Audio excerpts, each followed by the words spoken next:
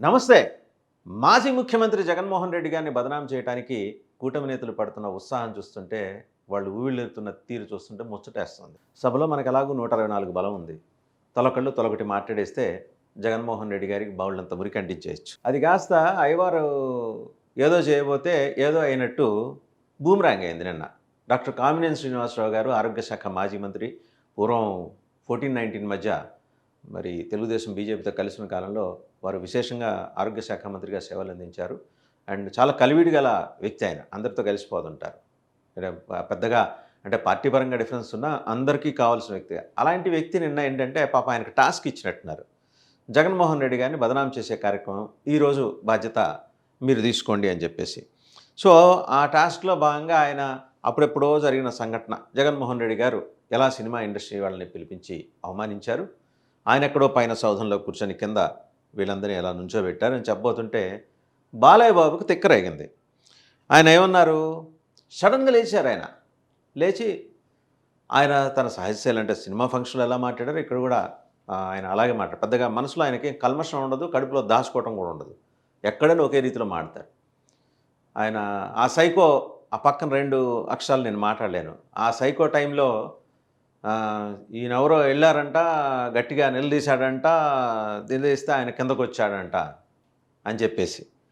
సరే దానిలో భాగంగా ఏమైంది, ఆయన మాట్లాడేస్తుంటే డిప్యూటీ స్పీకర్, సభాపతి స్థానంలో డిప్యూటీ స్పీకర్ రఘురామకృష్ణరాజు గారికి వచ్చినారు. అలా వినేశారు. ముందర సభకి సంప్రదాయం ఒకటి ఉంటుంది. ఏంటంటే ఒక సభ్యులు ఎమ్మెల్యే మాట్లాడేప్పుడు అసెంబ్లీలో అయితే స్పీకర్ గారిని, మండలిలో అయితే చైర్మన్ గారిని, అయా నాకు సమయం ఇప్పించండి నేను మాట్లాడాలి. ఇక్కడ ప్రోటోకాల్ ఏది లేదు. వారు లేచారు, అదాట్ను మాట్లాడేశారు.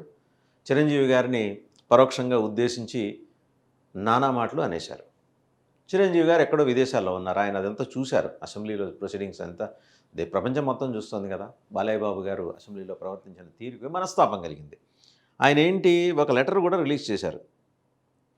ఆ లెటర్లో బాలయ్య బాబు గారు ఒక్కసారి అప్పట్లో ఏమైంది మనం చూసుకుందామా, దానికన్నా ముందు అసెంబ్లీ వేదికగా గౌరవ సభ్యులు శ్రీ బాలకృష్ణ గారు మాట్లాడుతూ కామినేని శ్రీనివాస్ గారు చెప్పినట్టు చిరంజీవి గారు గట్టిగా అడిగితే అప్పుడు ఈయన వచ్చాడు అన్నది అబద్ధం.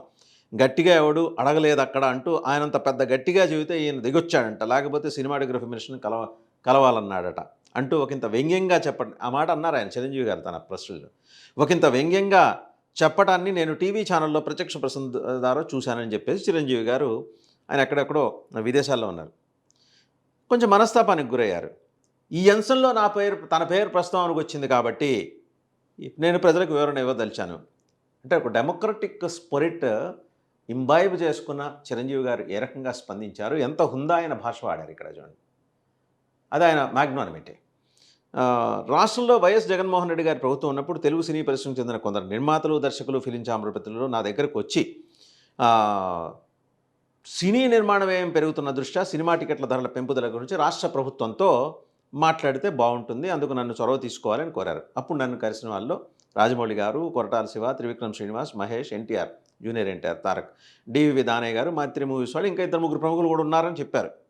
వారి సూచనల మేరకు నేను అప్పటి సినిమాటోగ్రఫీ మంత్రి పేర్ని నాని గారితో ఫోన్లో మాట్లాడాను. టికెట్ల ధరల విషయం మంత్రి గారితో మాట్లాడి చెప్తానని, ధరల విషయం మంత్రి గారితో మాట్లాడి చెప్తానని ఆయన నాతో అంటే ముఖ్యమంత్రి గారితో మాట్లాడారు. ఆ తర్వాత రోజు ఆయన ఫోన్ చేశారు దీనికి. ముఖ్యమంత్రి గారి ముందు మీతో 1-to-1 కలుస్తానని చెప్పారు, లంచ్కి రావాలని చెప్పారంటూ డేట్ ఇచ్చారు. ముఖ్యమంత్రి గారి ఆహ్వానం మేరకు నేను ఆయన నివాసానికి వెళ్ళాను అని చెప్తూ ఇంకా ప్రధానంగా ఆయన ప్రస్తావించింది ఏంటంటే, నన్ను వారు సాదరంగా ఆహ్వానించారు. లంచ్ చేస్తున్న సమయంలో నేను సినీ పరిశ్రమ ఇబ్బందులను వారికి వివరించాను. ఇండస్ట్రీకి మీకు మధ్య గ్యాప్ ఉందని అందరూ అనుకుంటున్నారని, సమయం ఇస్తే అందరం కలిసి వస్తామని కూడా ఆయనకి ముఖ్యమంత్రి గారికి చెప్పాను. ఎంత హుందా ఆయన లాంగ్వేజ్ చిరంజీవి గారు వాడింది ఇక్కడ. కొన్ని రోజుల తర్వాత మంత్రి పేర్ని నాని గారు నాకు ఫోన్ చేసి కోవిడ్ 2వ దశ కొనసాగుతుందని 5 మాత్రమే వస్తే బాగుంటుందంటే నేను అప్పుడు 10 మంది వస్తామని చెప్పాను. సరేనన్నారు, డేట్ ఫిక్స్ చేశారు. అప్పుడు నేను బాలకృష్ణ గారికి ఫోన్ ద్వారా సంప్రదించడానికి ప్రయత్నించాను. ఈ మాట అండర్స్కోర్ చేశారు ఆయన. నేను బాలకృష్ణ గారిని సంప్రదించలేదనేది బాలకృష్ణ గారి ఇంప్రెషన్ కదా. హీ మేడ్ అదంటే he has given a clarity.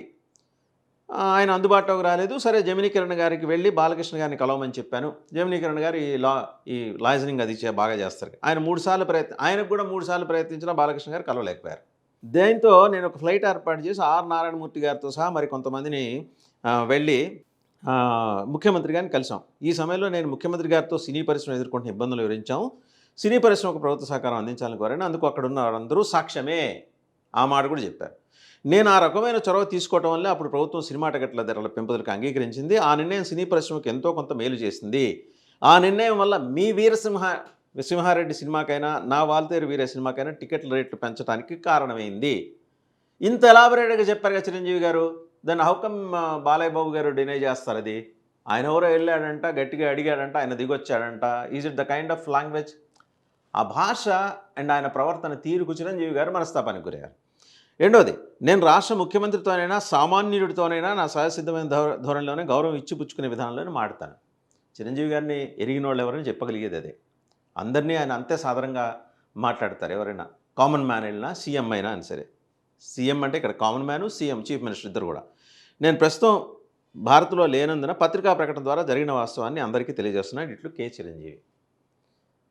శాసనసభలో ఏంటండి జరిగింది? ఎంత మాట అంటే అంత మాట అనేస్తారా? పైగా డిప్యూటీ స్పీకర్ స్థానంలో ఉన్న రఘురామకృష్ణరాజు గారు చూస్తూ మినకుంటారా? అదే సమయంలో సభానాయకుడు సాక్షాత్తు ముఖ్యమంత్రి సమక్షంలోనే జరిగింది. ఆయన ఏమి అడగరా? ఏంటండి ఇదేని సభ్యుల ప్రవర్తన ఇలా ఉంటుందని సైకో అంటారా? సైకో అనకుండా చివరిలో తీసి పారేసినట్టు ఒక అభ్యంతరకరమైన భాష 2 అక్షరాలు. అది నేను ఇక్కడ చెప్పలేను. ఆయన అన్నారు కాబట్టి నేను చెప్పలేను. ఏంటి సభలో జగన్మోహన్ రెడ్డి గారికి ఓ రూలు, మిగిలిన వాళ్ళందరికీ రూలా? మనం ఏదైనా మాట్లాడచ్చా? అసలు ఈ ప్రస్తావన తీసి మధ్యలో బాలయ్య బాబు గారు ఇంకోటి కూడా అన్నారు. దుర్గేష్ గారిని గురించి ప్రస్తావన చేసి నన్నేదో ఫిలిం డెవలప్మెంట్ కార్పొరేషన్ వాళ్ళు పిలిచారు, అందులో నా పేరు 9వ నెంబర్ ఉంది, మంత్రి దుర్గేష్ గారు మీకు తెలుసు, అది కూడా ప్రస్తావన చేశారు. ఏంటంటే ఏమన్నా చిరంజీవి గారికి, పవన్ కళ్యాణ్ గారికి ఏమైనా ప్రాధాన్యం ఈ ప్రభుత్వం ఇస్తోందని భావించిన బాలయ్య బాబు గారు ఆ రకంగా మాట్లాడారా, లేకపోతే అదాటన మాట్లాడారా? లేదా తెలుగుదేశం పార్టీకి జనసేనకి మధ్య ఉన్న విభేదాల నేపథ్యంలో బాలయ్య బాబు గారు ఈ రకంగా మాట్లాడాల్సి వచ్చిందా? నో డౌట్ బాలయ్య బాబు గారు మన అందరం అభిమానించే నటుడు. అండ్ ఆయన అంటే ఎవరికైనా ప్రేమాభిమానాలు ఉంటాయి. మా హీరోగా ఆయనకి ఎప్పుడూ ఆ స్థానం ఉంది. అది ఆయన నో డౌట్ యువరత్నగా ఆయన్ని తెలుగు ప్రజలు జనం వాళ్ళ గుండెల్లో పెట్టుకుంటారు. But is it the way అసెంబ్లీలో మాట? అసలు స్పీకర్ స్థానంలో కూర్చున్న డిప్యూటీ స్పీకర్ ఆ రకంగా అంగీకారం ఇవ్వచ్చా? అన్నింటికి మించి జగన్మోహన్ రెడ్డి గారిని బదనాం చేయడానికి మాత్రమే మీరు సభ నడుపుతున్నారా అని నెటిజన్లు అడుగుతున్నారు. సో అంటే జగన్మోహన్ రెడ్డి గారిని కెలకబోయి వాళ్ళు పులుసులో పడ్డారు కూటమి నాయకులు. ప్రతిరోజు ఆల్మోస్ట్ ఇదే అయిపోతుంది. మొన్నటికి మొన్న పరిమళ నత్వాని గారు వారు రాయక అడక్కడక్క కేంద్ర ప్రభుత్వాన్ని ఒకటి అడిగారు. అయ్యా, ఆంధ్రప్రదేశ్లో 2022 కోవిడ్ తర్వాత భాగం నుంచి జగన్మోహన్ రెడ్డి గారు వారి పరిపాలనా కాలం పూర్తయ్యే మధ్యలో ఎన్ని పరిశ్రమలు వచ్చినాయి? 9,843 పరిశ్రమలు వచ్చినాయి. దాదాపు మనకి తెలిసే శ్రీ సిటీలో 52,000 కోట్ల రూపాయల పెట్టుబడులు వచ్చినాయి. 44,000 మంది ప్రత్యక్షంగాను పరోక్షంగాను అప్పుడు ఉపాధి పొందారు. నేను మాట్లాడుతుంది కేవలం శ్రీ సిటీ గురించి.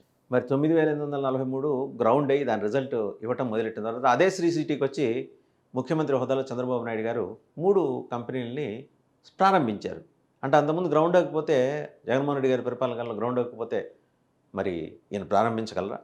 అంటే చెప్పింది చేసింది చెప్పుకోలేకపోవడం అనేది ఇక్కడ స్పష్టంగా వైఎస్ఆర్సీపీ వైపున కనిపించిన ఒక ప్రధానమైన ఇబ్బందికరమైన అంశం.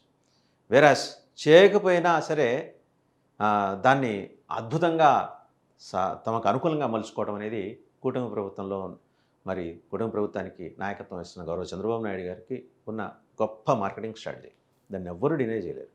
ఆయన జగన్మోహన్ రెడ్డి గారి హయాంలో ప్రారంభమైన పరిశ్రమలకి, గ్రౌండ్ అయిన పరిశ్రమల్ని ఆయన రిబ్బన్ కట్ చేసి ప్రారంభించారు శ్రీ సిటీలు. అందరికీ ఇవన్నీ ఓపెన్ ఫ్యాక్ట్స్, ఏమైనా దాచుకునేవేం కావు.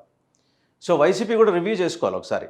ఏంటి, ఎక్కడ మన వైఫల్యాలు ఎక్కడున్నాయి, మనం చేసింది ఎందుకు చెప్పుకోలేకపోయాం, ఇన్ని పోర్ట్లు, ఇన్ని ఫిషింగ్ హార్బర్సు, ఇన్ని ఇండస్ట్రీస్ తీసుకొచ్చి అండ్ నాడు నేడు ద్వారా స్కూళ్ళని ఆధునికీకరించి అండ్ రకరకాల విద్యా విధానంలో విప్లవాత్మక మార్పులు తీసుకొచ్చి కూడా ఎందుకు చెప్పుకోలేకపోయాం? This is high time for YCP to review all these things.